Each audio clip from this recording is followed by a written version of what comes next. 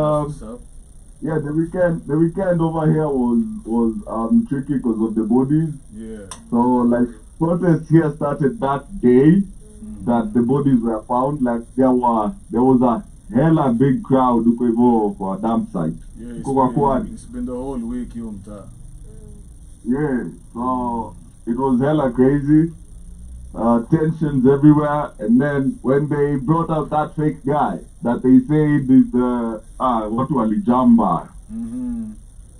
Yeah, so it's been crazy. It's been crazy, but other than that, yeah, we are alive, man. At least atuko kwa sacks. Hey, you feel me? That's what's Yeah. up, man. But whose idea was it? Akidhania kitupa bodies hapo. Ati rada safi. Amateurs. Yeah, we know, but still, they had to resurface, you know. You know, that's what you get when you're an amateur. Mickey. Najua watu wako experience in this thing it's very cheap to buy acid bwana. Bana, melt the evidence. Make it to inani piss off, Yeah. and I'm so pissed off, and all those police officers should be fired, and then wanafaa kuwa wanatoa hizo mili wote. Why is this happening near a police station? What is the work of the police station or police officers in a community or a society?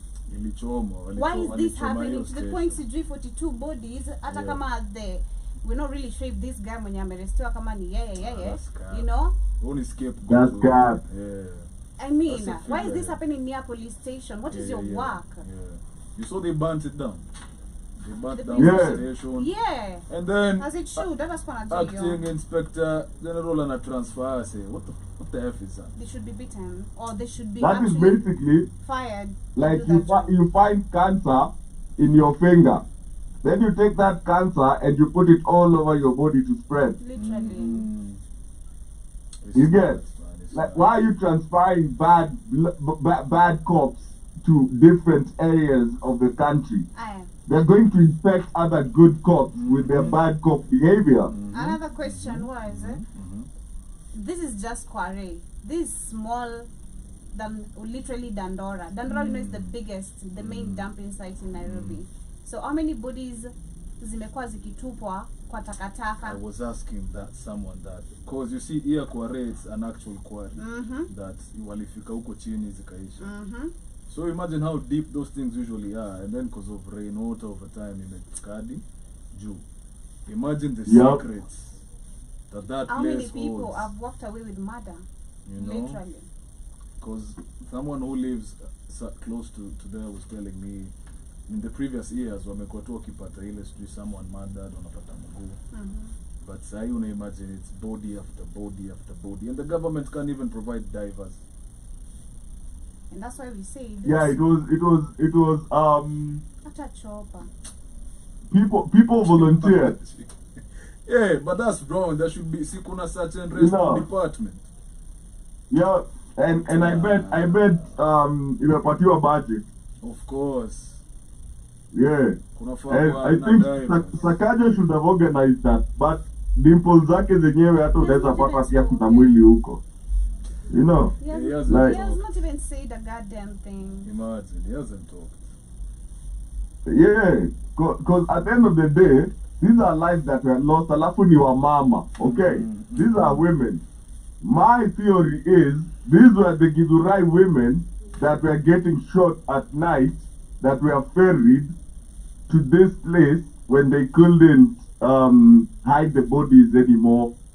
Wakafikiria wakaona, hey, tuende tukazitupe pale. But Kamlesh, we can't You know- say that yet because the autopsy has not been done. The No, body no, we want have been found in listen, parts. listen. Only female bodies were recovered, by the way. Only female bodies. There were male bodies. If you could listen to Wapi? zilikuwa kuna alisema 6 were female already. and there were men too. Okay, my presumption still stands with this is the Gidurai massacre. This is part of that night. Yeah. Okay? Yeah. That is being recovered, and they hoped that nobody will figure out where. And I'm going to say this. I bet there were more bodies in there. And I bet there are still more bodies to be discovered. If I not, bet in they other had just dumping started. sites. I bet they had just started dumping. They had planned to continue. Now they have to look for new grounds. Because the thing is, we still have missing people, and they are no longer being found alive. You get? Yeah. So how many more do we have to discover? And now they've gotten a bit smarter. They're dumping singular bodies so that they don't raise questions of mass killings. They don't raise questions of serial killers.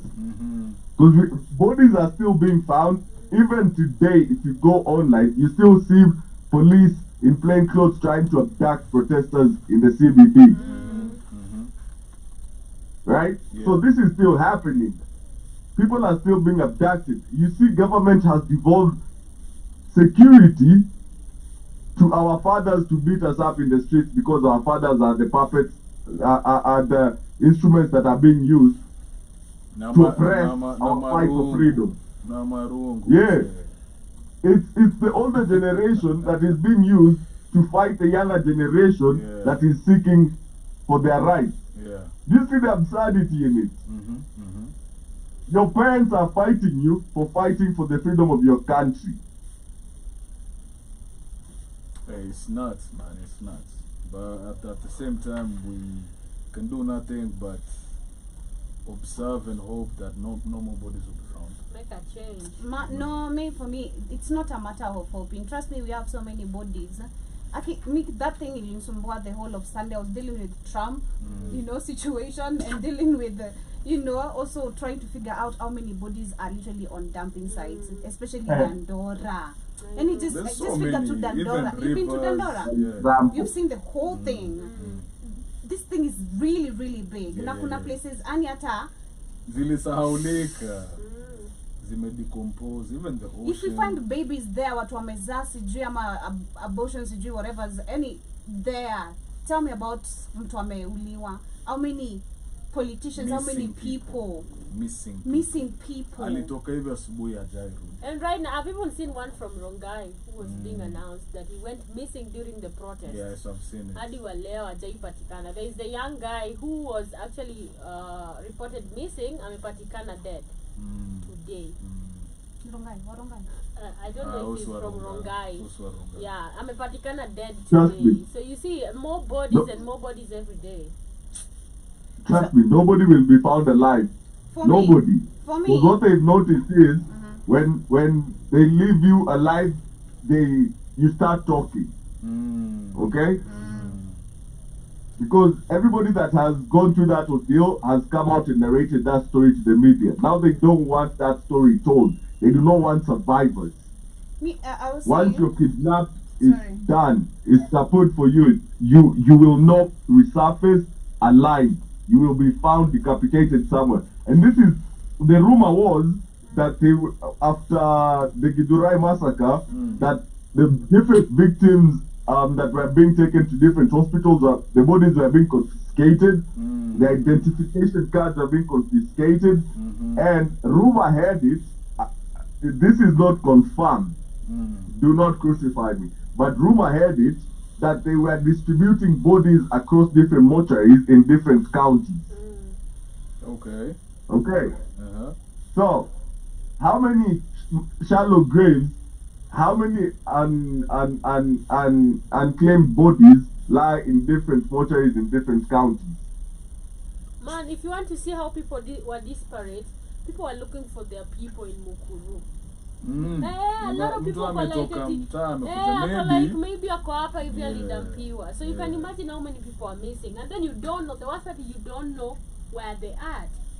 Hata kama waliwaua ujui alitupwa wapi. It is so sad. It is sad. So I think a few weeks ago, 3 weeks ago if I'm not wrong, tulikuwa tunaongelea story ya garbage collection. Our city is being cleaned. If you can remember, we talked about that. Then on Monday we talked about Nemo. Sikumbuki Nemo ina stand for, but it's the story ya garbage and everything. So first, remember they were talking, it was about when Sakaja and I think sijui nani chairman, remember the video you were sharing, ka argument fulani walikuwa nako wakiambiana there is funds set aside for garbage collection, there is funds set aside for this and this and this, and then personally I was talking about us creating recycling industries, which is very possible and which actually can reduce all these you know, all that dumping and piling up on which is consuming actually the environment and the people's you know, houses and places of Dandora and much more of the dumping sites. Creates recycling industries which create job opportunities, number one. When you talk about garbage collection, if these funds are really allocated, aki hizi vitu naonanga, aki ni rahisi kufanya. Shida ni zime see like for Dandora, shida ni do kukuliwa. Like Dandora, Juliani had started something called Takaban. So where they go around Eastlands. And then wanagawanisha into categories. So we have papers, we have plastics, and etc. And then once you wakona watu wakwenda collect, so this household ilitoa a certain amount. Ikipimwa, you can redeem that for like unga or something like that. So they take it to the Taka bank, they sort it out, and then depending on type gani kani plastics zinapelekwa now recycling plants what's this thing called, there's a factory yenye ya kutengeneza vitu kama floater na nini wanaitumia kama raw material. It was working, but then ikakuliwa hapa juu. So that's the problem. They so don't want it to work. That's one thing I was saying yesterday. They don't want it to work. It's something because business taka pia ni biz, because there's a video I was sharing yesterday on the people want those tenders on my show. I was sharing about there's a time in Dandora between Korogosho and Dandora people walikuwa na wana literally vijana, because kuna wenye walikuwa hired, they need to take a certain sector of dirt control na hao wengine wachukue hii ingine. So it was just, for me it's just for right now for us to see if things are really going to work, if we really mean revolution. As we can see that sai wanaweza tupa, tumejua wamekuwa wakitupa mwili huko, tuseme tu hivyo wamekuwa, and now finally the truth is coming out. Let all the dumping sites be cleared, let all of them be cleaned, all of them. And when I mean cleaned, we need a more recycling industry. We can't just have one. We need more job opportunities created. Yet reduce hata wizi kwa, because kuna watu vijana wako really so dedicated to doing that. Because I feel like mtu kawa wambua, you know how much courage it takes you kwenda hapo, literally. It's so much courage. So I feel like kuna watu passionately have seen they're willing to do this work without judging or anything. So they can do this if they're given that opportunity. Let all the dumping sites be cleaned. That is the only way we can know. Because Nairobi is how much dirty everywhere. I'm not proud of my CBD. It's dirty as F. It's crazy, man. But enough politics. Tuweza shinda hapa, sio? So today we are taking a bit of a spin, and we're coming back to issues that trifle society apart from politics.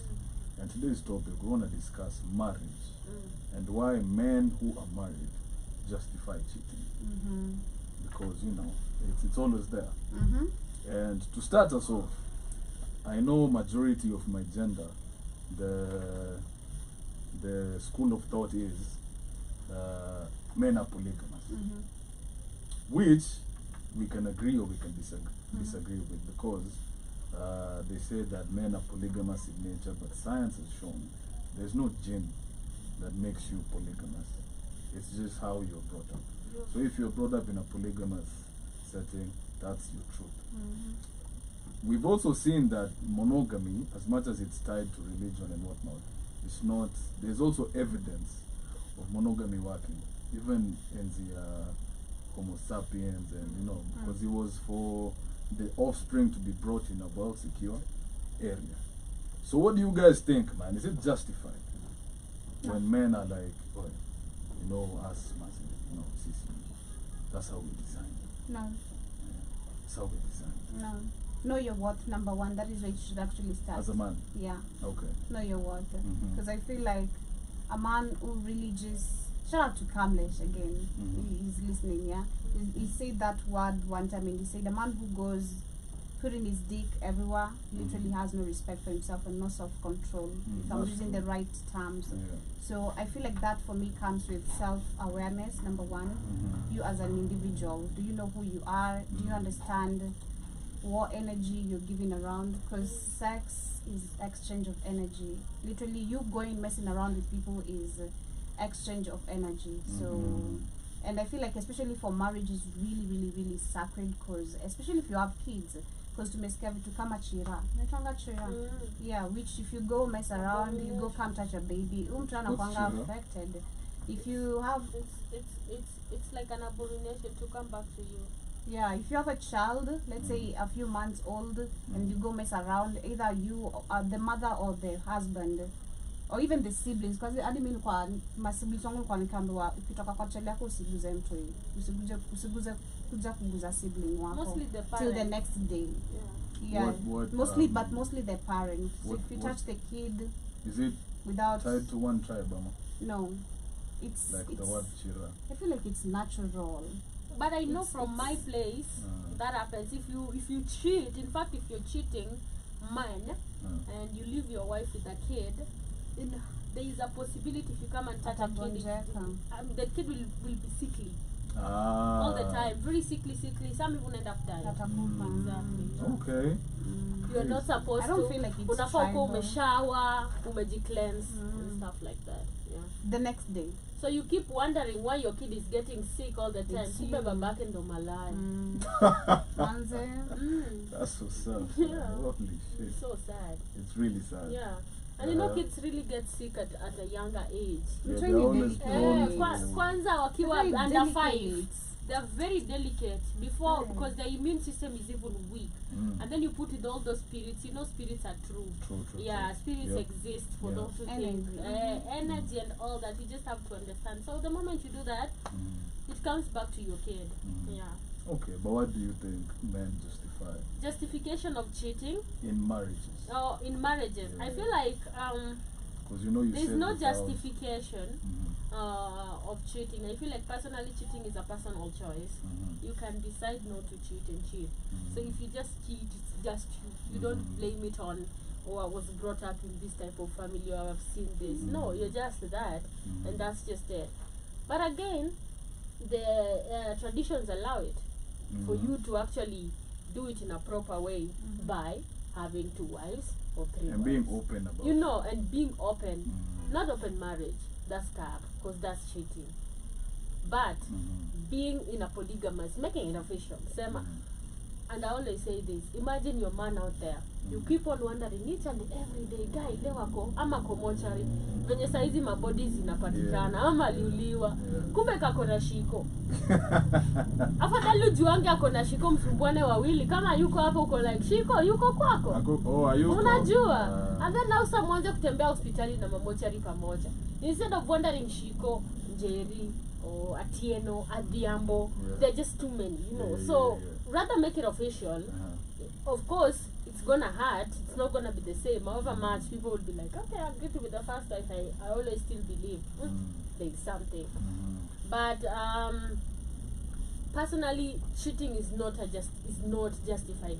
I remember at a certain point, I met this guy. I think maybe nimeisema before. I met this guy, and I didn't know he was married, right? So amekuja amenikatia, followed me in a supermarket, gave me his card, and that's how we started hanging out. And then me with my naivety, I was just from campus. I came to Nairobi, so ndo nimekuja Nairobi. Okay, I'm experiencing city life. So I meet this guy. Is just doing good for himself. He comes, nikitoka job anapitia na nigotea. He never used to come to my place because I was living in the ghetto. Was it your choice or his choice? Literally, mimi nilikuwa nataka staki. I was embarrassed. Hakuwa anajionyesha wapi? No, alikuwa anani drop karibu na gate. But ajui penye iko. Because even the place, I wouldn't even let my friends visit me at that point. There, I was just like, no way, you know. So personally, alikuwa anaweza ni drop ama kitaka to meet ananiambia we come hivi. Singe ananingoja kwa gate, anani drop hapo kwa gate. Which was super cool by me, right? Yeah. And then I would just tell, because your place alikuwa naishi was fancy. I never went to his place, but from what I saw. Why did you not never go? Now this is where it gets. He was married. See, I'm telling you, this guy shit. is married. Yeah, of course. So I Yeah, don't yeah, know yeah, anything, yeah. but he tells me live here. Oh, he sounds really fancy. Plus, now maisha yake, the guy is driving. I'm like, okay, this guy maybe is just feeling okay. Mm-hmm. So we started hanging out, and we were getting really close, right? Mm-hmm. So one time, and then I don't know why, because I remember you. Haiko inaring kwa mind yangu. Unajua pia, I'm that type of person who I don't like to give 100% attention at the start of a relationship or a friendship. Mimi nakwanga like usipo ni text nitajibu. Start chase hiyo sana ionekana sio. Mbona mimi ndo nakudai hivyo sana, you know. So I just kept my cool. So I realized all the time he used to come and after work he used to call me in the morning or text, and then akitoka job atapita and he got to spend time and nipeleke dinner and all that, and then he dropped me home. After that, I'll say good night. Or if he gets home, he'll text me good night. I didn't know. Bado huko. Kumbe, ananiambia good night home. akiingia kwake. Na mimi sijaload, mimi niko like, sawa ameenda kulala. Si ndio tumespend the whole evening. Ama labda hata atanicall. Naambia hi, nimefika kumbe yote maybe hapo kwa driveway or whatever, kwa parking. Or I don't know, I'm trying to think. Yeah. So one time I'm at home and this chick calls.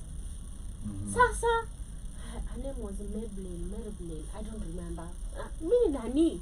And I'm like, okay, unataka nini?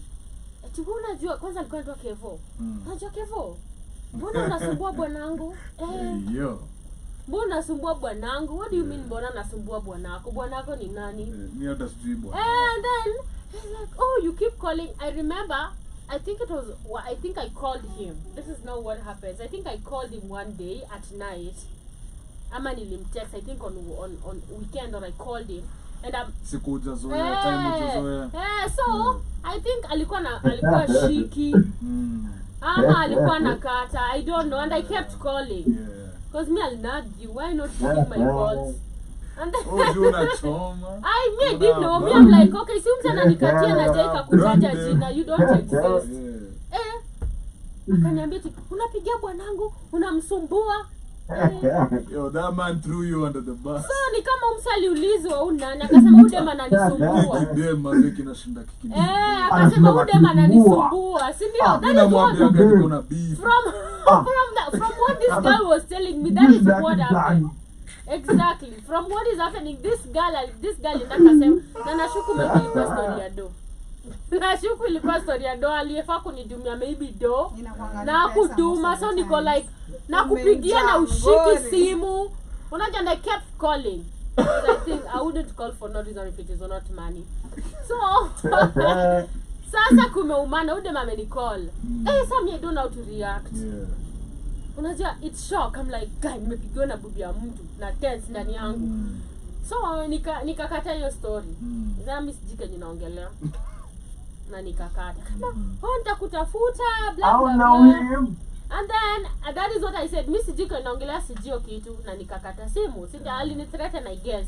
I didn't have even a word to say. Like I was speechless. Ili shock like unajua ile mimi ninakwanga mimi bibi ya mtu unasemaga tu, but kupata for the first time it hits you, right? So imeni hit, and I'm still thinking, how is this guy married? So ndio najaribu ku join the dots. At first miss kona alikuwa na school, is going to his place, blah blah blah. Is this why by the time anakujaga hapa, and then by this game muongelesha usiku past 9 or whatever, and then weekend ndio alikuwa na Nicole at around midday. Ako like, hi, you want to hang out weekend? Ama anambia Friday, so we hang out on Saturday. Anaenda kwake. Hiyo siku nilifaa kutana na yeye that day. Nakumbuka ilikuwa Saturday. So hiyo Saturday ametoka Friday kwangu, ameniambia, oh, we are hanging out on Saturday. Simi niko sawa. I'll even bring my friend. Akaniambia atakuja pia na best yake. Shout out to married men. Hey yo. That is his married friend. He wants me to hook up. My friend. Mimi nimesema nakuja na Joby. Ndio. Niko like sawa. Sasa amenicall. Imagine sikumcall. I didn't know even how to react. Amenicall. Sasa I'm super. I'm just assuming everything is okay, right? The way he talks to me, like, are we still hanging out? I'm like, yes, why not? We are hanging out. Sindio, nikasema cool. Nikabeba mbogi. Nikasema najua yeye nisikia mwisho, naenda kumpea shock, but naenda kukula na kukunywa vizuri sana. Na hata sikuji na mmoja tena. Naenda nakaa 5. Wait. So he calls me, he's order what you want. so it's like, take a cab, come to this place. It's a restaurant, we are eating, we are drinking. Come here, by there, I have my friends here, na nakuja na wao wote. Si alikuwa anajifanya na ball. We went. So kila mtu anasema, I don't drink this. Hata ukileta whiskey, wako like, mimi sikunywangi yo, mimi nakunywa Jäger. Oh, mimi nakunywa Black Label. Mimi nakunywa JD, nafanya. So everybody, hiyo nilikuwa nimeshaoria. Nikamwambia hapo tunaenda. It's the last day. This is the last day. This man can't do me like this. Where? Right? So we go and we order, we eat. Yeah. And then he's just trying to be like, and then he is sober. He doesn't drink. He doesn't drink? No, he doesn't drink or smoke. Okay. So unajua watu wenye wakunywa ni madem. Ni madem tu, like wenye wakunywa. Alafu watu kama hao wanapenda wasichana na unacheki ile kitu. Exactly. Hiyo ndio nini sambusa. Exactly. Shout out to our president. So who doesn't drink or smoke? So tumeenda. So niko like, okay, tukule, tukunywe. And then he's trying, and amejaribu all this time. Unajua I'm still mad and I still don't want to say it. I want to make sure nimekunywa, hadi tunabeba, like tunaenda celebration home after this kuna sasa nikunywe vizuri alafu sasa nianze nimwambie, na hata sikuwa najua kuanza drama then because I don't know even what to tell him. I'm still unajua sasa uchezi na so amekaa hapa akaniongelea shati. Hi, what's up, umeshindaje? Nikamwambia Maybelline alinipigia. Wow, suragile. I saw the face. You guys, you don't know the face is everything. I just wanted to see him live face to face, like what's up. Nikamwambia Maybelline alinipigia, and then see yule bibi yake aliniambia ni Maybelline or whatever. Nikamwambia Maybelline alinipigia. The face. I go like, and he's not guilty. Shout out to cheating man. He's like, ulimwambia? Guy. It is not even sorry about, hey, I lied to you about being married. I didn't name it. I didn't do anything. Nikamwambia, and find out kenye nilimwambia kwako. So in his mind, ako tense because he doesn't know if he goes home what I've told the wife. And looks like the wife stole maybe my number from his phone. So it was a crazy experience. But yeah, that was the last time I saw him. Wait. Yeah. Man. Yeah. Alikuwa amenyam. Amenyam ni nini? Before mwachana. No, tuko tunajuana. But it was sad, guys. I lost money. Basi mbona ulikach kama hapo amenyam? Basi nimekach wali mtu mwenye mko closer na kukatia karibu kuingia box. Ndio tulifanya apart from nyam. Hujaingia box bado. Tulikuwa karibu. Hadi story staki. Acha ni hizo ni wase. Na mimi nimekusikia vizuri. We were close, guys. Nilikuwa naenda kumpea chance. When the cat go kama akula hiyo kitu. Sasa ningedu.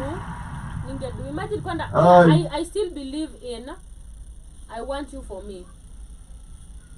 I still yani tunapelekana dina. We check hebu sikia tunapelekana dina. Nini na kudrop niko na wewe kwa nyumba kwa gari na ati hakuna na nimespend hiyo pesa kwani ukijana siwa Nairobi. Akinyiwa samji married men who has ever dealt with a sponsor. Joby? Let me tell you.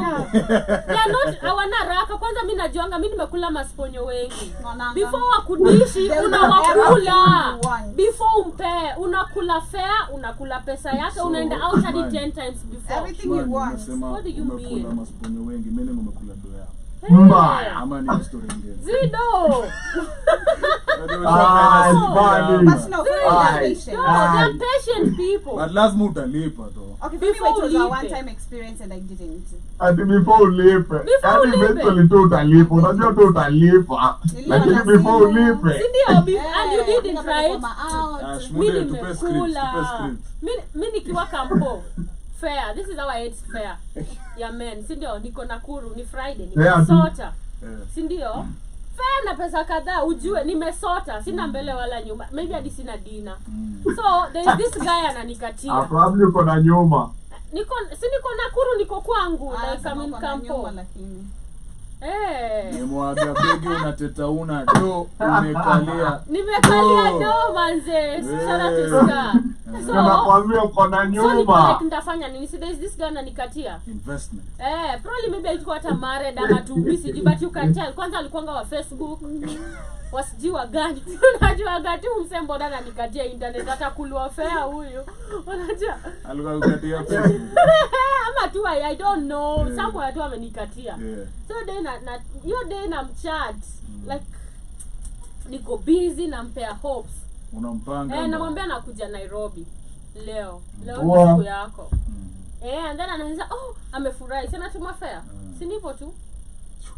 Na before hata ifike hiyo point nakwanga nimepromise ndakam and then before nikuje natumiwa lunch, natumiwa supper, natumiwa pesa ya shopping. These guys are ready to spend even because they know at the end of, because upe dem unajua at the end of the day umse anataka tu kuchi, si ndio? Before he gets it kutu ni mbaya. Wow. That's why I always say it's as easy as that. It's not a must they have to, because I always know a man who wants, mostly these married men, they're always very patient and they want to pretend like they have standards or they are high, ana pressure. Na mimi yo pressure yenye una nitakula pesa yako. Kibe alisema hiyo kitu wekelea kwa meza. Punch it. Now you see watu before kufikiria nayo. Eti dinner we go for free. Women, what you mean? Free dinner. Whip that shit. Whip that thing. Guy, may go for dinner. I know I didn't have dinner today, but I know this evening I'm eating in Sarova. Unaenda na appetite. Anashundo ude. What you mean? Nakula. Don't road it will become back. I agree. Whip that thing. Actually, they will spend. You guys. Mrs. Amey. Kwanza hadi kama sikutaki ndio. Whip that thing. Kama mtu akutaki thoroughly. And I keep saying women. And I always say women who if dem akikuomba do na hata mjazeana ku like because the men we like we don't even rush to ask money.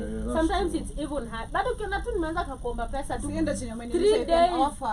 days gas yangu. So hey, run that shit. Give me. Run that shit. Shall padi school. What you mean? Naona mtoto. So it's a jana ana mtoto lakini umelipa school fees ya nephew. Amekutumia hadi baby na inaenda kwa biashara yake. Hadi umetuma pesa matano. Ndio utajua mchana anaweza register pay bill inaitwa Junior Academy. That's crazy. So that's what I'm saying, men who like married men. But I feel like it can be justified by how you're treated too. That is how I can just, that is the excuse I can take. But at the same time, how you're treated at home. Yeah, you as a man.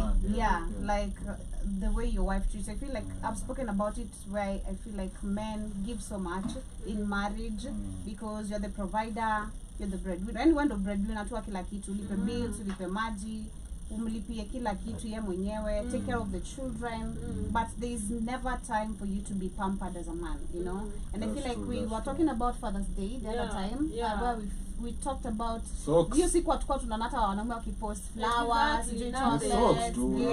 socks na cufflinks. Sijui, yani less to show, but ikikuwa ni siku ya madam, sijui Valentine's, any special occasion, you know, we whine about it. Girlfriend's Day. We whine about it and International Girlfriend's Day. You know, good ndaangalia status zenu hiyo. We whine about it and 1st August tuko rada status za madenge.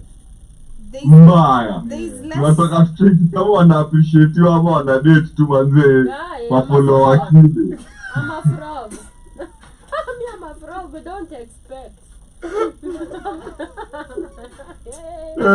Lakini hakuna part of the rule, hakuna kujitumia flowers. Na kutumia girlfriend wangu mimi. Tunatumianaga flowers. You think you're the only one. Tunataka kuona zikitoka kwa wanaume zenu. Tunataka kuona mkono iko na maveins hapo imeshikilia bouquet. If I'm a frog god. Yeah, so for me I feel like that is the only way. You know, if you're not getting a much appreciation in the marriage or what if she withdraws sex from the table? Like what? As in? Like a man, I'm married to my wife, we stay together every night, not try combos. I'm not in the mood. You know it's okay for that, but 1 week, 2 weeks, 1 month, 2 months, 6 months, 10 months. Yeah, go like, personally, I don't know, and I feel like maybe Shmani can. No, but you know, sex is almost missing in marriages. Yeah, I After, feel like after certain years. I feel like it depends. Maybe not about that. I have somebody of the same. You guys are from the outside looking in. I have been. I've had a bad. I feel if you take me like few years back, say 5 years back, sex was actually very toxic for me. Like mbona. Okay. Mbona tunaendelea, like, you know, I feel like it's uko na nani, how exciting it is. We've discussed this before. Yeah, like to keep the marriage going, you need to keep on Joby. focusing on the same things that kept the relationship. Joby, have you ever been married? Exciting. Now, maybe you don't know, you know. For how long? No, seriously, we're asking.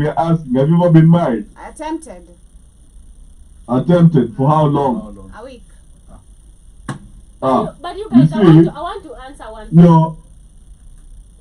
You're talking from the outside looking in. No, and one of the biggest factors in marriages going still is actually the lack of sex, where couples almost become sort of siblings, where you just handle problems and issues and you're not creating bills. for sex. But listen, where sex loses spontaneity. You get, and that's what most couples go through. I'm not saying it's a must you go through that, but that's what most couples go through, and that's why you find men start looking for young girls, wives end up, trying to get with the kawochi. Yeah, but the thing is, sexless marriages are a very big factor, and it's a very big reason why watu sahi are unable to maintain relations. And that's something in regards to what the topic of the day is, why the perception of men cheating is normalized. I feel like it's also, it's not even men cheating, it's moral decay in society right now. It's at an all-time high. We've normalized certain weird behaviors that were not normal. We've normalized promiscuity to new levels. It's no longer the in thing to be faithful. It's no longer, so the moral decay in society, I feel like, is the biggest factor in this. Because the rate at which we're losing values that held marriages and long-term relationships together, the rate at which we're losing those values is really fast. And that leads to certain things like losing roles in marriages. Nobody knows what their role is anymore. So everything is a whole smush of a messed up relationship that has no direction and has no leader, has nobody willing to submit to the other. It's almost like it's a tug of war to make the relationship work. It's like she's trying to be the alpha, you're trying to be the alpha, and that's what's happening in most long-term marriages. That's why you hear couples that are like 10 years in, and akwambia, all I do with my wife is argue. Because she's trying to make decisions and he is trying to make decisions in the relationship. So there's a conflict of leadership, especially when, let's assume they're both working but the woman makes more money. that's one of the reasons why we see modern relationships failing, is because women feel like the minute they make more money than you, they should make the decisions in the household. It's like y'all switch pants. Unakuwa wendi utunge thong, ya amechukua boxer. You get? I still believe who you meet personally. I don't know. Yeah. Personally, just believe it's who you meet. People change in marriage. The sweet guy, That's a given. the sweet guy you meet is not the man you divorce. The sweet, pretty girl that you'd have given the world to is not the woman you divorce. People change in marriages, and it's not necessarily always for the better. You either grow together or grow apart. And you see, it's easy when, you know, the honeymoon stage, 5 years, you still, but like, bruh, 10-year mark, yo. I still believe on a most marriages right now, most marriages are ending in year 7. By year 7, they're done. Let me tell you something. I still believe, because I've actually seen, and I don't know if this is justifiable or not, for those who have been married. I still believe the difference between a marriage and dating is just a paper. True. Right? It's just that paper. You might, so you want to tell me those who have dated for 5 years haven't been married for 5 years? Literally, I see. It's different because I feel like it adds a sort of entitlement. Even without kids, I'm not talking about even kids. No, but I mean, for example, I know a certain friend of mine who's dating someone, and she was the boyfriend told her uko unafika home by 6:30. The first thing she aliangalia mkono unaniambia kana. And they're dating and living together. But since he hasn't put a ring on it, she's like, you have no claim over that. Alright, now that is a toxic person. But that is an insecure person. I'm not talking about that. I'm just saying, in general, I believe a relationship, a serious relationship, and dating, and a marriage, aina difference. Let me tell you the difference. No. Shmadi, let me tell you the difference. Okay. In marriage, you're not just, it's not just you two dating. Families are involved. Okay? Even relationship, like, I've seen families involved. Kamlesh, I'm talking about serious relationship. Nah, like, a serious relationship doesn't mean I hang out with your dad. A serious relationship doesn't mean we take the kids to go see for the holidays. A serious relationship does not involve so many functions and families. First I said no kids involved. Alright, I'm just saying this people have been dating. No kids involved. Alright, this people have been dating. Listen to this. This people have been dating, right? Very serious for, let's say, 5 years. Okay? Now, maybe living together for 3 years. Okay? Their families both know. Right now, me, I've seen relationship where introduction is done. You know my people, you know my people. Nitu venye dowry has not been paid, but literally you guys are. You know what usually happens after that? At the end of. Okay, wait. So my point is, I don't see a big difference. That's why I'm saying it depends also when it comes to sexual attraction, when it comes to what you do. It depends with the foundation and the person you are with. So you want to tell me just because I'm married, I'm going to end up having like really bad sex, or we're going to end up losing attraction or intimacy and stuff like that, you know, because there is no big difference with if I was within a relationship and we were like that, why are we losing ourselves in marriage? But you know what usually happens? I think it's a mental thing. Yeah. You see, perfect example, a couple has been together for 5 years. They get married, they divorce after 1. Why? And they were good while dating. But you know, not all of them though. I feel like most. I feel like of course not all of them, but most. To go back to what Shmani said, the difference between dating and marriage is just a piece of paper. I feel like it's more than just a piece of paper. And topping of what Kamlesh is saying, it's an institution. It's deep. You know, it's literally you. Both of you. In a marriage, you can't decide how many more. Both of you giving up. There's a lot of things you're gonna have to give up because you have to build this. Because we talk about actions, because I think we've spoken about a bunch of slightly on this and how to some of the things that you'll have to change when you get married. Actions is your number one because there's some things you used to do when you guys either were single, when you were dating. Some of which you'll either have to reduce or know stop how to altogether. work. Cut down. Or develop Totally. new Exactly. habits. There's Yeah. finances included, like you're saying. There's the dating. There's a little bit of surprises. You know, you're paying maybe your own bills, or maybe I'm helping you pay your bills.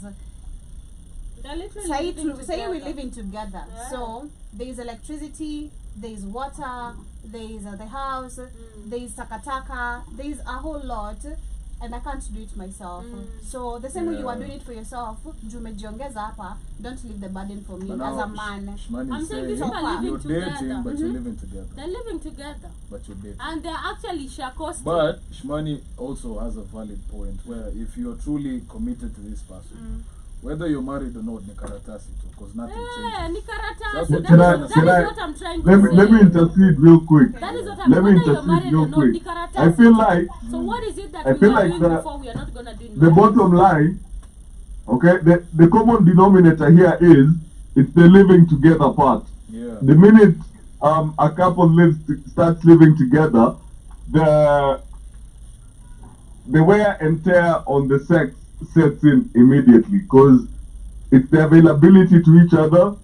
It's the you don't really miss each other. That's why it takes more work to bring intimacy into the relationship, because you know absence makes the heart grow fonder. Yeah, that's true.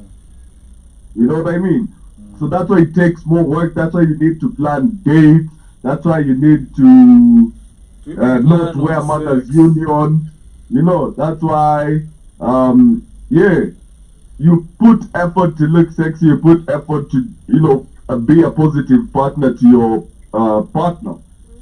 But when you're living apart, there's that metextiana skutatu manze, you know, and you're like, ah man, I miss her or something. That's something that immediately goes out the door the minute you start living with someone, because bad habits get involved as well. Like anafanyanga hivi kitu fulani yo kubo, and it's those small microaggressions that build up to become really big issues that you don't know the stem of. You get what I mean? So, and those little microaggressions are what lead to kukasirikiana haraka on things that you normally wouldn't have, the sex drive going low, and that's why you have to be really sure before you start living with someone, because the minute you start living with someone, it's basically marriage practice, and the clock starts ticking. That's why, as you were saying, 5 years together, we get married, 1 year, we are done, right? Because we are not really, if we had lived together for 4 years and we had dated for 5, we're really 5 years in living together and probably have just had enough. And most times in such situations, the whole marriage was to try and save the relationship, which isn't a reason to marry someone. Yeah. Okay. Yep. I think it's all about perspective. Yeah. But I want to bounce this question to you guys. This especially comes from men, where I love you, I cherish you, I've proposed, you're not my wife. There are things I'll stop doing, and I won't do with you, even in matters sex, where like, you know, kuna line at ye, mwanaume hata pita, cause that's mama, that's mama. Yeah, I'm not saying me, it's just a general notion in men. It's like, hey, ule mama toto, ule shimake tu. So they justify it by looking for someone kunja. Yeah, that's what I'm saying. That's somebody who have same desires, same attraction. Si ati mtu mwenyewe utataka 10 rounds atalia ama ataona you're doing too much. You know, that's somebody who you mad. Anze kukuwa na ma stress. Kusema huyu dem tu anapenda sex. Unajua usikue na mtu kao huyo. Find That's what I'm find your saying. person. Exactly. And of course, date your friends. First and foremost, date your friend. Somebody who is real with you. Somebody who doesn't hide shit from relationship. I always say first and foremost, even marriage. To save a marriage, there has to be a strong foundation for this marriage to work. Yeah. Even if it is a marriage starts with this, if there is no foundation, then your marriage is not gonna last. That's why you find people dating 5 years and then 1 year walk outside, because there was nothing really to lie on or to rely on when the marriage was breaking up or was breaking down. So at the end of the day, there is that strong foundation you have to date somebody who is a free. Mtu mwenye unashanga na mtu unashanga umse kumbe anapendaga hizi vitu unapata na demu mwingine. Wewe hajaiona kitu kai na wewe. Kama wewe ni freak, date freak mwenzako. Exactly, because what the hell do you mean eti ni mama eti acha ni nani alikwambia nataka hivyo? Have you tried it? Tuona mama. What you mean? Ndio mama. Uje kumbe yeye anapenda. Alafu utapata yeye anaenda kwa mwingine. Analala hadi usiku yote. I know. Akwe kama ule mwanaume alikuwa na washow. Anaonyesha yeye na kumbe alikuwa anangojea tu aondoke. Unapata ameanza mbele yako. Huyo alikuwa dedicated. Kamlesh. Yeah. What are your views on the topic though? Why do you feel men justify cheating in marriages? And is it a justifiable thing to begin with? Nah, man, as I said earlier, it's just moral decay, fam. Okay? We just have no values anymore. And most of the men being, actually, let's not call them men. Most of these boys that are getting married now are just low value boys that seek partnership. Okay? And don't understand why they're getting married. That's why you see nowadays 19-year-old boys on TikTok celebrating impregnating a 19-year-old girl. You know, like, you don't have a job, bro. You're not even educated enough to know what you're doing. You don't know the tax bracket that you're in. You don't even have a tax bracket. Okay? You have no prospects. So the fact that the term man has been diluted to growing facial hair is a very big factor to what you see happening right now. Because we don't have men in society. True. We have boys. True. Most of these facial hair you see with these young boys, it's just, they don't even know the significance of it. They haven't gone through. Most of them are not really men. It takes a very different breed to become a man, because a man has values. A man protects his own. You get what I mean? Like, a man holds weight. You take responsibility. A man, you know, that's why they say black men don't cheat. Okay? But at the end of the day, it's the moral decay. The loss of values of men have resulted to us resorting to cheating. Before we'd come to your father and tell your father, this one is going to be my third wife. You know, it's okay? Just to snatch the mic away from you a little bit, my Kamlesh. I was discussing about to shift the conversation a little bit, but still the same thing that Kamlesh is talking about, having now weak men in the society, not men. I was talking about Gambia. Since March, Gambia did propose a bill to return back into law FGM, female genital mutilation. And of course, there are some people, including the human rights, who have been like, against this. They're like, this is wrong. We know this is a backward culture. And I was trying to say, when we're gonna be shifting the system of education in Africa, I feel like men, number one, should be educated in this kind of situations. Because if you try to look at FGM, it favors the man, and still this same man accused of the main reason why anafanya hivi is for this woman not to cheat, but the same man is cheating.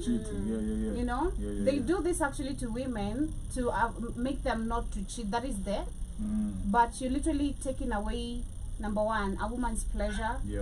pleasure point, yeah, that's true. Most of these women also, you're taking away their lives because most of them die. Yeah. Most of them actually end up getting AIDS because of using the same blade. You know, all because of the selfishness of a man. So I feel like the system of education, if it is changed, men should be the number one people who are educated. The same way tulikuwa tunafunzwa story ya periods. That you put a pad. The same education. FGM, menstrual periods, because there's period shame. Men calling you A out lot, to umenyesha, yeah. and uko unanyesha. As if it's a you're not supposed to be calling me out because of kunyesha. You're supposed to be actually helping me out. You know? So I feel like men should be taught about this, because going back to still why men cheat in marriages, FGM, it doesn't justify why a woman should go through all that because someone is selfish. And it's a way that men try to control a woman's body. And by saying that ukikata hii hata randa. Exactly. Na yana randa though. Yeah. Do ataleta bibi wa pili. They end up having like 10 wives, because this is the Muslim community mostly. So it's He's gay. I always say that. But always Muslim community wana mabibi kasi jo angapi. But you see, that's different than a man who isn't honest about it. So you and I are together like that, but I'm cheating with Shmani. But I do not tell you why. Because that would either mean we end, or you come up and tell me, let's open this relationship up first. But the man is selfish. The man is selfish. So me like around the road back with your mind, you're like your mind. When kasimu yangu, when kagari yangu, Yeah. I want to answer on Joby. I believe one thing is not even the FGM. I believe the society needs to educate men on a lot of stuff, on even how to treat women and how to. And I believe that is something that most people don't have, and that's why you see men even sexualizing women, touching women's butts, just because they don't have that knowledge even from a younger age. On how first and foremost to handle a woman, how to and if you want to see a man who knows how to handle a woman, and I do believe these are men who have sisters, because they wouldn't want that to happen to their sister. Try.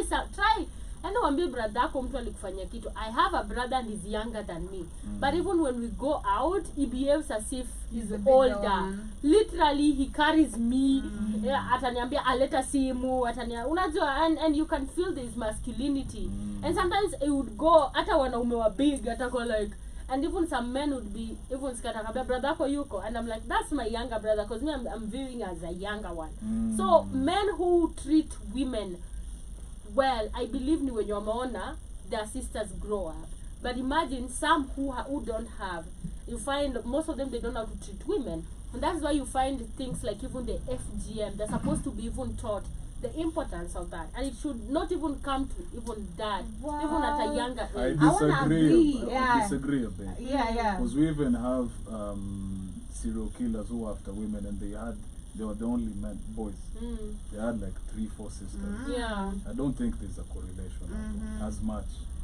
But personally, I still want to say the reason not of you having sibling sisters, but from either both gender parents, or either from the mother. Because I've seen inaweza kwa effect ya kulelewa na single parent pia, ama wazazi wote walikuwa wanakufuel tu na negativity about women. Because I think my stepmom was not my stepmom, but my grandma. She's that kind of a woman.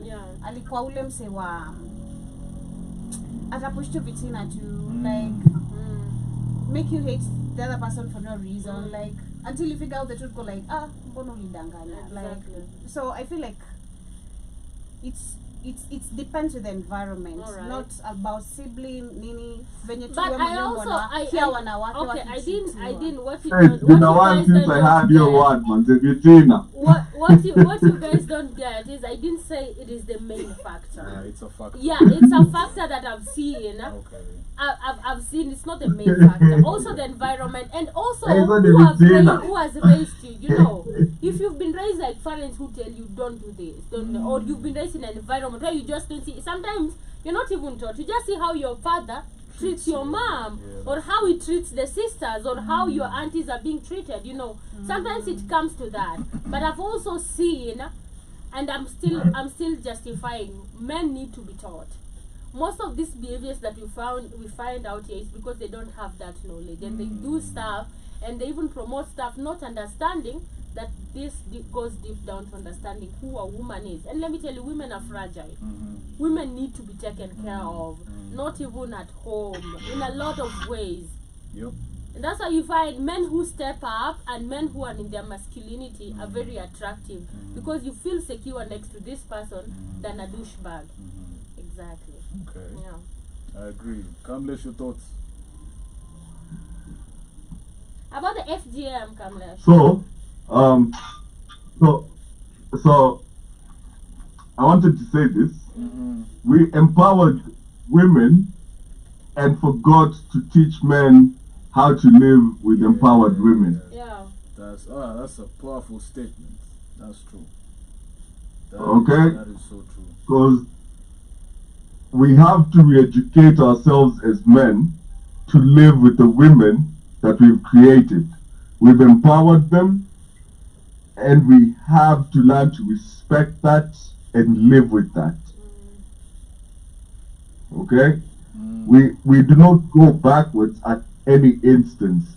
And the fact that you have a society that is trying to introduce female genital mutilation in its constitution is very unlawful. It's actually anti-masculinity. It's actually anti the feminine women we keep asking our women to be. You get? So we have to learn to live with these empowered women in the state that they're in, not to get intimidated by the empowerment and to resort to practices that take away that power that they have really fought so hard for. You get? So I feel like it's up to us as men to step up and protect women from such things, because nothing of that sort will go on without a man propelling it somehow, somewhere. It was actually Okay? them, the men, because I think in Exactly. the majority of the members of parliament, like in most African countries, it's men. So yeah. Yeah. So yeah, in conclusion, let's reteach ourselves to appreciate the empowered women that are in our society today. Yeah. Do you feel like not appreciating women comes with the intimidation Intimidation from an empowered woman? Pardon? I think not appreciating or not understanding women, or just being in your you told me there's no toxic masculinity, just but unhealthy. yeah, and I healthy think self that's comes what- from intimidation from an empowered woman. But you see, that's exactly what Kamlesh said, where it's women of today are not the women of Kitambo, because Kitambo a woman who tried to make something for herself, you are either a harlot or So us men, we are stuck in that era. Where hapana, that's why you hear men wanawake wanafaa akae kwa nyumba jikoni, So I think it's true, where men we don't know how to accept and treat and be with today's woman. We still refer to the olden ways, which is messed up. And maybe they want women to be stuck over there. It's so sad. Instead of adapting with the times. Shout out to And people in the chat. supporting. Yeah, man, we have General Mosquito, peace, y'all. Sinovia Indigo, Good afternoon. peace to y'all. Peace. General Mosquito says what Kamlesh is saying is leave women's coochies alone. Yes, man. See Yako, bro. Exactly. My coochie, my choice. Yeah, man, it ain't When yours, did you man. have a choice in telling me I should cut it out? Oh my God. Why? That's- Yeah, it's true. Literally. It's true, man. But thank you for your joining in. Please do let us know your thoughts on the topic, which is marriage today and why men who are married justify cheating in said marriages. You feel me? Joby, I see you. You're going, you're coming back. You're going, you're coming back. Tell us something. Mentally, you're going, You're coming back? Are you okay? Na hapo uko unaenda bana. Unakaa uko nje. Akili yako. Una made it tu. Okay. Tuambie kitu Zoe, tuambie kitu. So I think I'm gonna read what I read, why I brought up this topic, because Yeah. I saw a quote, not a quote, but I mean that interest, yeah. It's Reddit, yeah. So this Chile said she bumped into a married man. Alafu the guy told her, I'd like to date you. So the lady was worried. Why? Because he's a married man. So it says, a married man approached me, wanted to date, and when I asked why, he was like, I wouldn't understand that. Maybe I'd understand it later when I get married. Honestly, what makes you guys wander out of your marriages? Ni nini hiyo mnatafuta that your wives can't offer you before I give him a response? So I went down, of course, going through the comments of what most of the people were saying. Mwingine anasema anajaribu kufanya ikae complicated, but it's not. He's a cheater, just a cheater, nothing less than that. And I kind of feel like that is true. Most of the men also want to justify cheating by saying marriage is so hard, I know in front even the wife is doing everything, but this guy is just naturally a cheater. Like he can't keep the pants to himself. I feel like that is one. So of it's the all things. About choice. It's a choice, like what Shmani said. Yeah, it's a choice. Like literally, me. Because I feel like subconsciously you unakwangana your thought, I'm doing wrong. Exactly. They know. That's why they wake up from a whore's house. They go back to their homes with their wives without even like as if nothing happened. Why would you go back? No, but the guilt. I feel like the guilt is always just in their face. Utajua Shmani. Because I feel like they'll, especially if Nikitu Mekweki happened for like some time, there's some sort of way and a behave to you'll know. Yeah, as a woman you'll know. And then something about people who cheat, I don't know why, I find like it's easy to know from a man. It's just easy. Like even if your man is cheating your boyfriend, hata kama koko vaja kucheat, unapatanga kwa urahisi as a woman. They don't know how to lie. Yeah. They don't know how to cover up. And as a woman, you know if something is wrong. If something is off between me and my man, I'll definitely tell. And it won't even take a long period of time. It will be easy in a snap. Yeah. And then we've been blessed with the instincts. And let me tell you, they don't lie. They never lie. Yeah. So another one on the comments, Nayaka Sema, right, it's not complicated, just a cheater trying to cheat. And also another one says, exactly, it's not even cool enough to be a topic. They just lack sexual discipline.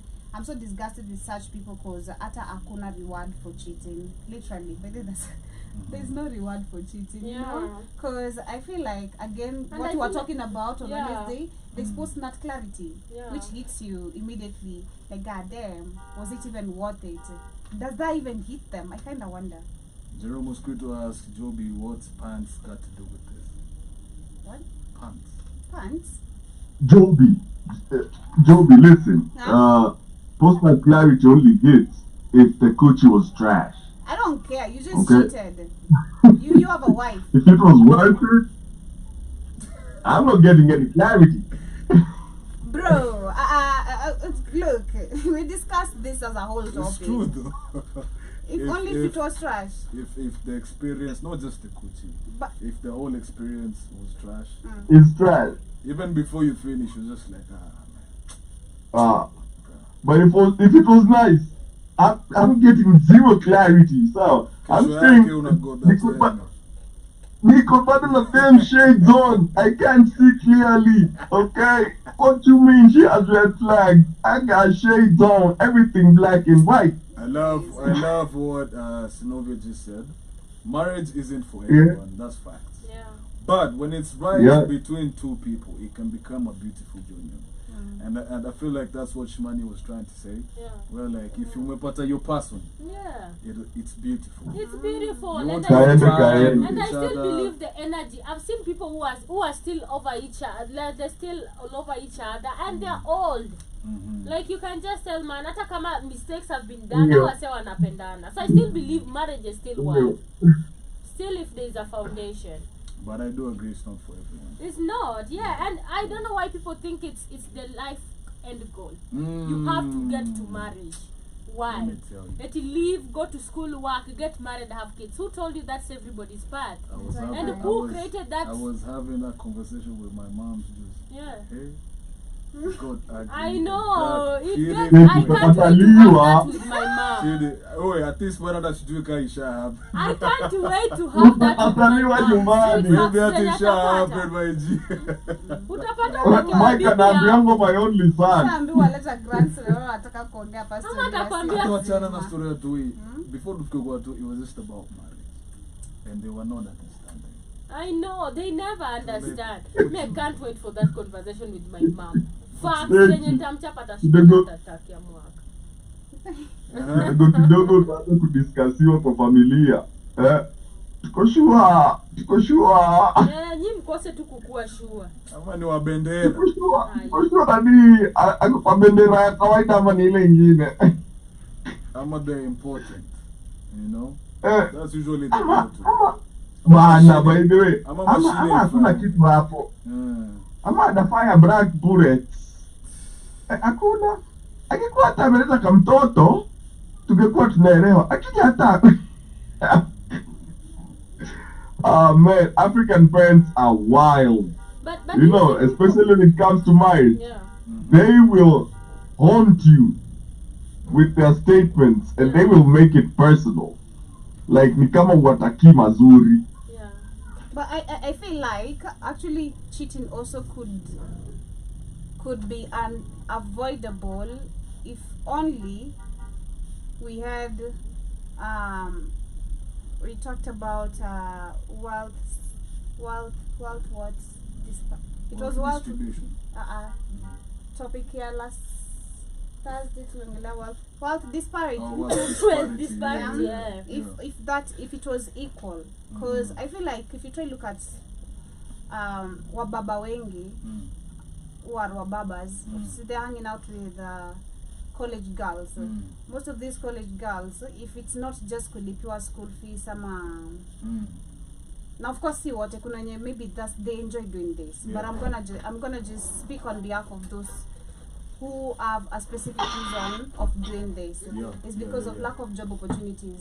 Umelipiwa fee lakini mtaa madhama ilalala njaa, siblings kuna mmoja ni msick, maybe mzae pia kazi ingiani. So where you trying to also be not only an independent person but also be a student. Well. Yeah, you're trying to be a student and trying to make life balance for you and your folks. So I feel like it's literally lack of equality, which we spoke about, of wealth, that leads to majority of these cases. Because if ingekuwa watu wengi wangekuwa ukokole uko na job unapata do yako, mbaba unakuja kuniambia nini? I got my shit, like I'm trying to figure just after this what am I doing? How does that, if I want to date, I'm gonna date. Correlate to cheating? I can put a stop to no to your money, cause nakubali kwa sababu sina pesa. Unaona? I'm gonna say no. You are married. Why am I? Mbona naangatu na wewe umeolewa? But kuna babas they cheat with mamas. Okay. That's what I'm saying. Kuna wenye they like and enjoy doing that. But majority of the cases is those who do not have jobs. They just have something going on in their life. And some women are really comfortable Also knowing with their place Okay. in the marriages. Yeah. I have a friend of mine, shout out to him. When I first met him for the first time from a mutual friend, right? So my friend is like a gentleman, cool people, good vibes. So I meet the cousin and I'm like, I'm hoping the cousin would have the same traits. Only the cousin to turn out to be a douchebag. And it's so funny because the first 10 minutes I talk to you, I'll know the type of person you are. So we are trying to know each other. And then zimeshika. And then he starts saying stuff like, oh, me, I'm just looking for a young girl who knows her place in my life. And I'm not young not to understand, knows her place in my life. Like, respect your boundaries, don't call you me. serve a purpose. So you serve a purpose, meaning I am not serious with you and I don't want anything. And he went ahead and said, I'll do anything, I'll rent her house, I'll pay her bills. And you see, there are women who like that. The women who are like, okay, I'm not gonna call him, it's not my time. I'm not gonna pressure him. I know he does this. You know, I know he will pay my bills, and it goes back to poverty. It goes back to you not even having something for your own So as you a guys woman. feel like if people across the board are empowered financially, cheating would Yeah. Personally, I feel like, Wrong there. okay. Take you just I've keep said in it. better Listen, locations. Listen, What do you mean? listen. I don't know about the percentage. I won't give a percentage, but I feel like majority, and I'm talking about percentage. Yes, a Yeah. percentage would reduce. Because I believe a lot of people just want to second job. kuna Cheat mademu because they don't wanapenda have. hii like kuna mademu wako comfortable pia na hii lifestyle like mimi nikupewa tu sitaki kuchoka niko na mtu tu and kuna wenye unasikia I like them older you know like you know like the people who like that type of lifestyle and kuna ule mwenye ako like guy if I had a job I'll not be doing this And if I got this exactly. opportunity I'll not be in this kind of a situation. That's very true. Joby, Yeah. what you're saying is very true. Exactly. But I feel like we are forgetting something. What? There's just some hoes out here. Some girls out here cannot be faithful even with $1 billion shillings in their pockets. Yeah. Okay? Yeah, but there's a And percentage that anyway, Never even if everybody has money, those type of girls will still exist and they will even finance the cheating themselves. Yep. You know, because and cheating, in my opinion, is a personal choice. It's not about if you're broke or whatever. If it's not about that if I had money, I wouldn't be cheating. You'd be cheating, but with better people. but you're And cheating better with, and better location. I still believe. Better I still locations. believe. Hidden gems. Okay? You'd be cheating in hidden gems. Oh my god! I still believe. I still believe it's a factor, not a fully factor, because cheating has different reasons. Some people cheat because there are people, and the reason as to why people cheat is because first, finance, right? There's financial issues. Number two, sex. We can't forget that. Maybe this guy has lots of money, but at the end of the day, it's not satisfying you sexually. So you go outside the marriage. Or maybe this woman is trash, you go outside the marriage. So there's a lot of factors, but I still don't want to cut Joby's thought, because some people, not all, it is still a factor of cheating. So To if some it is people, so if okay. it is reduced, we're gonna reduce a number. But that doesn't mean it's going to end. Because there are still people who are looking for other things out of marriage, not only money. You see, so it really makes a lot of sense. Yeah? Yeah. And It's really, speaking of money, Synovia Indigo says, don't base your love on money, because if you truly love another person, you two will grow together. exactly. That's what's up, man. I see somebody saying cheating can be somebody saying, because this is a conversation going on, is cheating justified, right? Naona kwa comments anasema it's not justified, just need to communicate.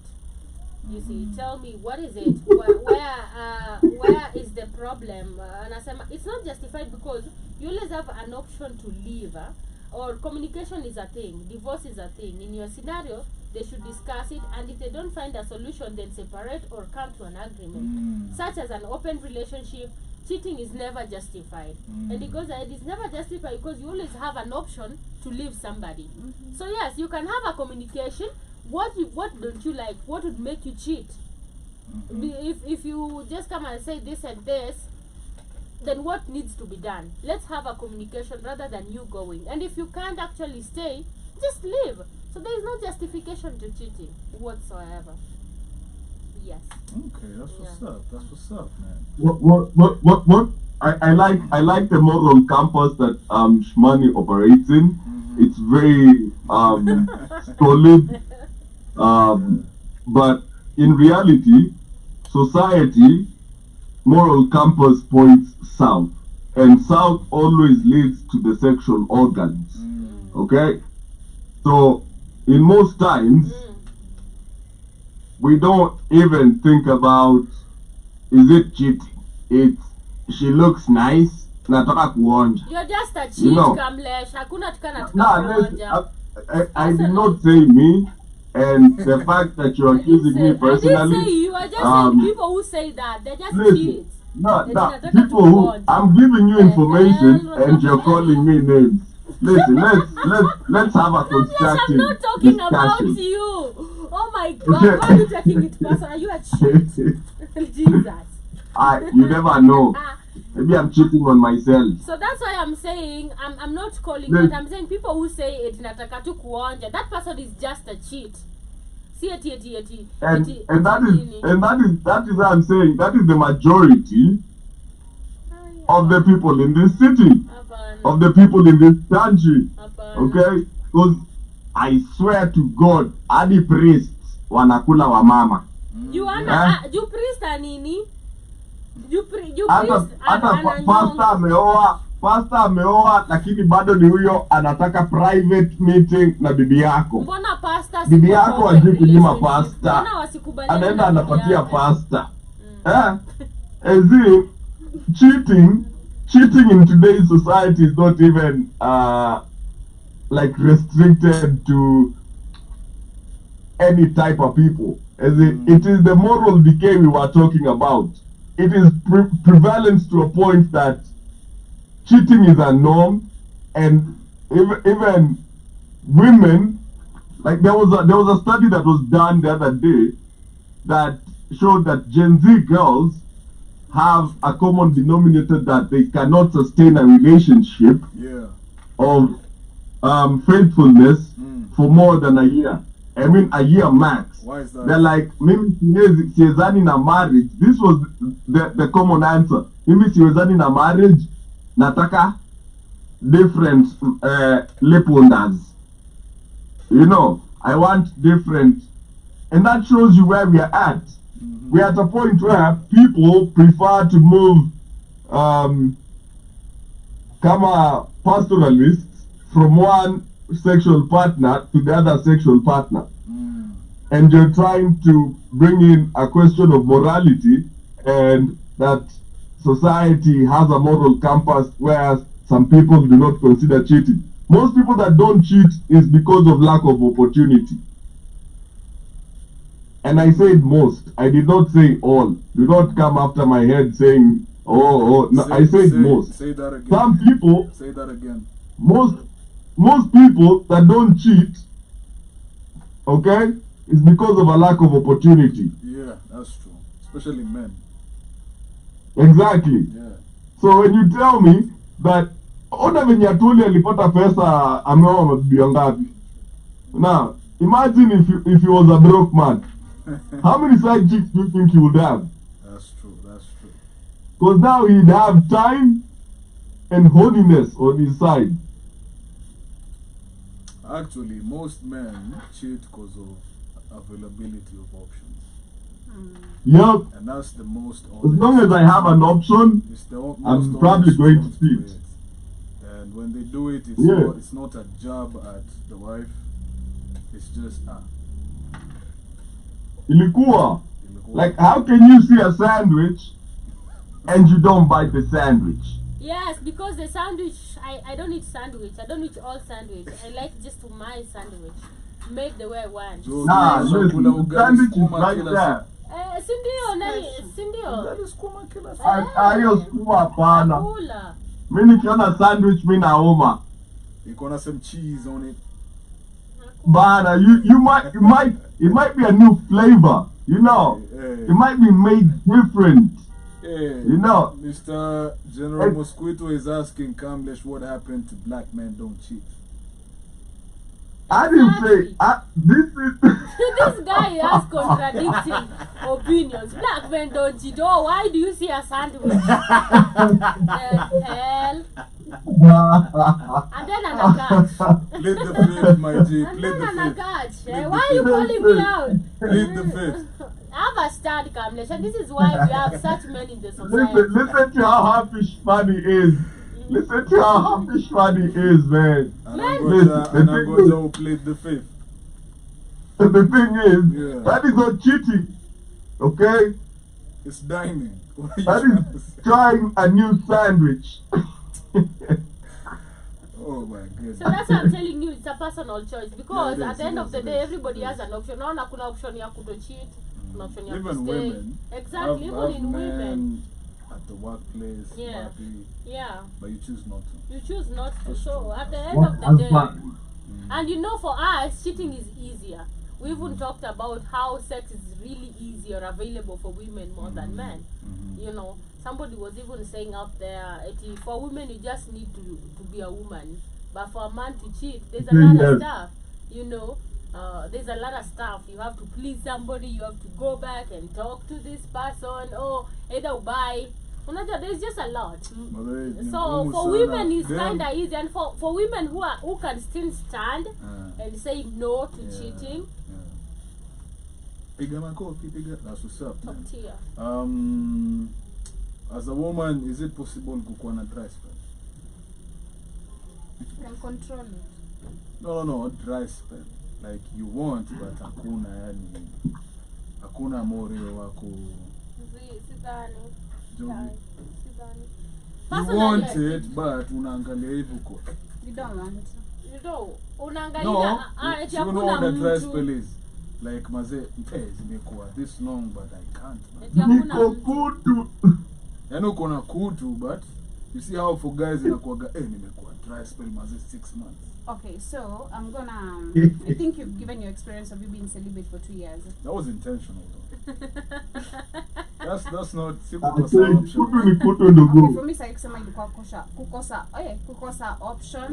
Wewe but nyamaza also pia like just being self-aware. Like I know they wako hapo, but I don't want to. That's Exactly. different. That's so. Mimi nauliza And sasa, niko na dry spell here, but staki. but unasema sasa dry kukosa- spell ile yani kukosa wow, Mtu eti hakuna mtu. I'm horny as Sidhani. hell. Joby, Hey. Joby, let me explain it to you. No, Joby, amelewa. Tumeelewa Gamlet. Have understood. Anaweka in subtitles. I don't think for women is that hard. You just don't. You just who choose you to. want You to. choose or you choose not to. Because you see why I'm saying this. You have the freedom of choice. You see why I'm saying this? Before you had sex, right? You were virgin. You didn't know anything. And kutu, kutu. Choose who. now quad dry spell. So you want to tell me just because you've had sex as a quad dry spell? It's a choice. You can still Kutu mbaya. Virginity exactly. is special. So Yeah. pia we chose. Virginity bado ni kutu. Ingekuwa ni kila mtu tuna I mean But pia too, chukua na ukwa na- half ulata maliza. and there's no way. Usimalize. And I've never, misikuwaiona What a virgin anacheza na fing. I never saw that, right? Virginity. Dem vajo. I've never seen that. Hey, what are you talking about? Anajininia alafu anajita virgin. Hey, Hiyo na virgin. That's Dem not vajo. virgin, ndio. you ain't Dem vajo ako kutu, ni venye tu ajui ako kutu. This is what I'm saying. You were never dry spell, right? Before you had sex. Ako kutu, lakini ajui You ako were never, kutu. because me when I dry never. see dry spell, but there are times you'd feel, but ujui yani uko tu, you just feel See, me, I didn't know. Abosho, abosho. I didn't know till I had sex. you've never like made out with a guy when you were young and you're like, hey, And I didn't, like, you know when, no, you know no, when yani you haukusikia yani, hey, I mean, keodo physical wewe, but I don't mean. skia, at the end of the day, what you guys don't get, I think because tena ukiwa, when you're a virgin, you're like very, very sensitive. Hata yezi fika hapo. No, si ati ameenda. Haiwezi hata fika hapo, unajua, you're just like very, mkono zinatembea wapi, zikae tu kwa mdomo. Unajua, but it didn't, Mbona kwa mdomo, wait. mouth to mouth.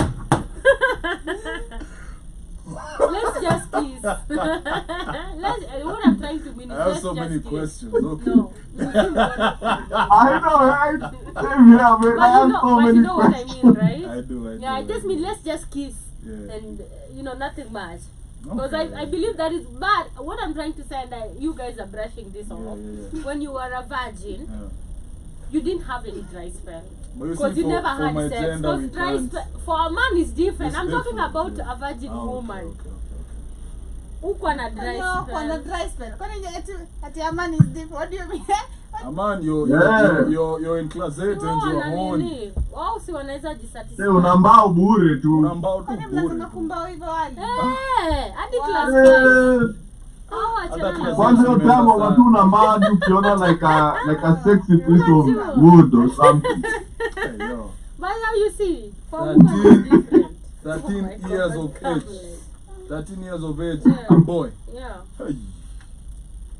Nikaa kambuzi. Guy, unaona tu maboy hapa kati unakuta baba. Kumbe wanaume. Anaweza Oh my kupea God. dumbo. Don't make me look at these kids in a No, very they bad can way. impregnate I you, bro. can't. You know what I mean? I can't. Now kuna stamina man. Hey, that's it too. So you see, what I'm trying to say, you didn't know.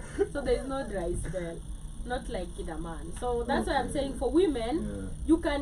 you can decide. Yeah, to you have be, the choice. Yeah, you have the choice to be celibate or not to have sex. But I've never seen a woman who doesn't have an option. See, I am celibate for a reason. I'm not having sex because I want to, but it's not because I don't have options or people who want to eat or people I can have sex with. You know, ikifika point and you don't have people to have sex with, question yourself. That's where the but I've never seen. In a woman I've never I found mean, maybe. she's having sex. Eh? But if Pretty she's having sex, Go mbona to hell, mshindwe? Kamlesh. If you're having sex, mbona shindwe? even girls with Down syndrome. Man, nimeona But mwingine hey, yo, ana like, mkono Goja, yote. let's revisit Hakuna that statement. Why do girls with Down syndrome have ass like that now? Oh my God, So you wanna substitute for something else? Like brain capacity low, but ass fat.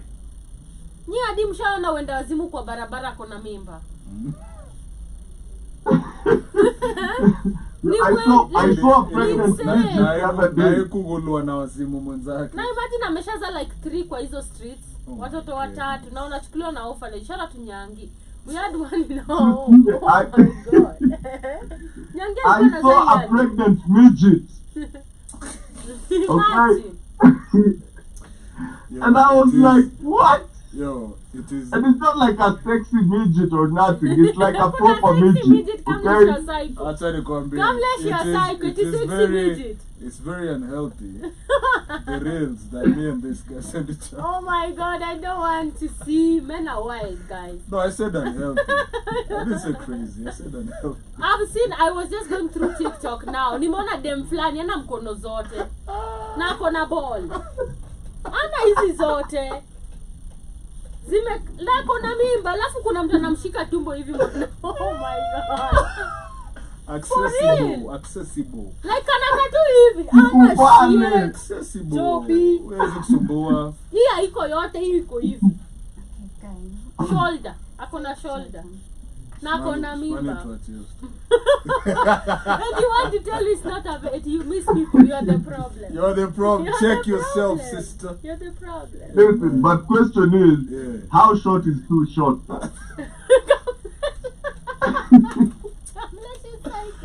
Huh? 2, 3 something. 3 kweli? 3 ni foot grown. something. 3 ni grown up. 3'2". 3 foot 2. Let's talk about 2 2 meters. 3 foot 2.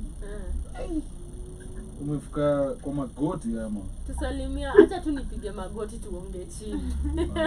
How's the weather? How is the weather up Where there? is dumbbell man? Ah, it's so Yeah, sad. man. When it goes to the As dumbbell, we're coming to the end, Yeah, I would really love you guys to give me your closing statements. yeah, Today's topic has been very interesting. yeah. Message to the money plans.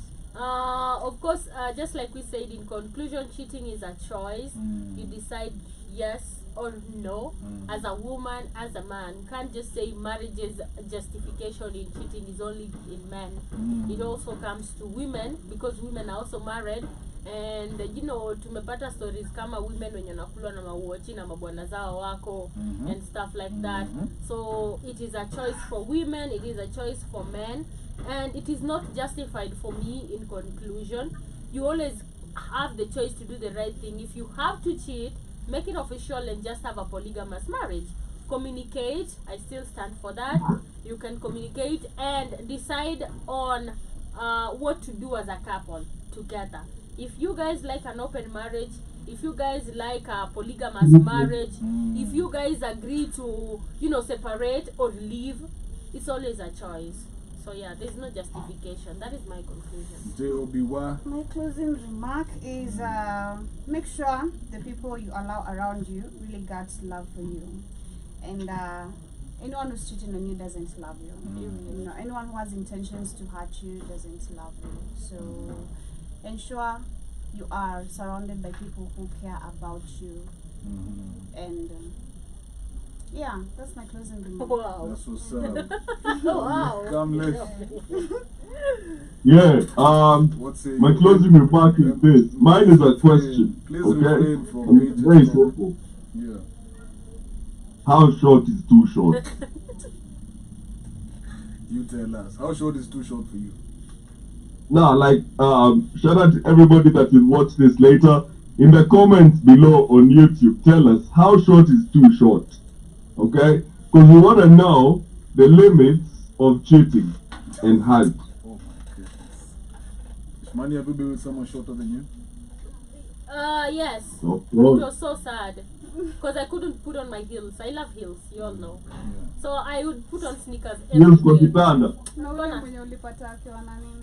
Oh, guy. And I've also, oh my god, I have, you guys, is the ghetto. Hey, you guy. You know, you've done I your forgot. charity work. That was not dating. Money, you That was deserve not dating. everything good that That was not dating. It was a date. It was a date.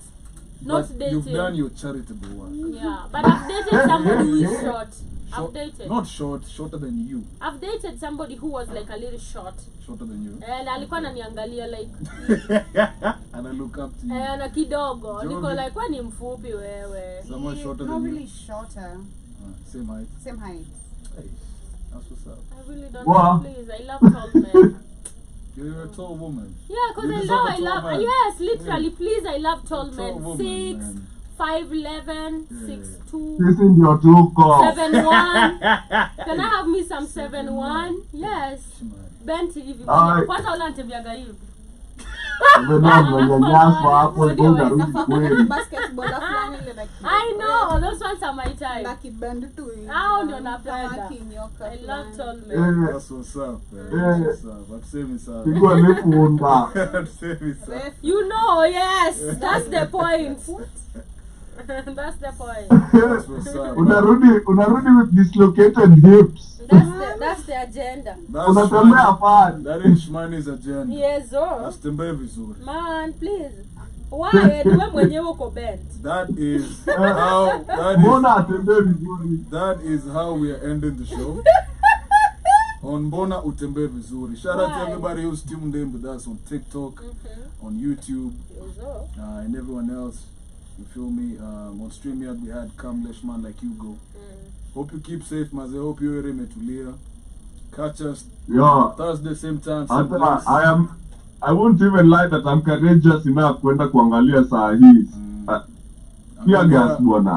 Angalia online. I'ma check it out. Alright, man. Keep your head up. Shout out to everybody, man.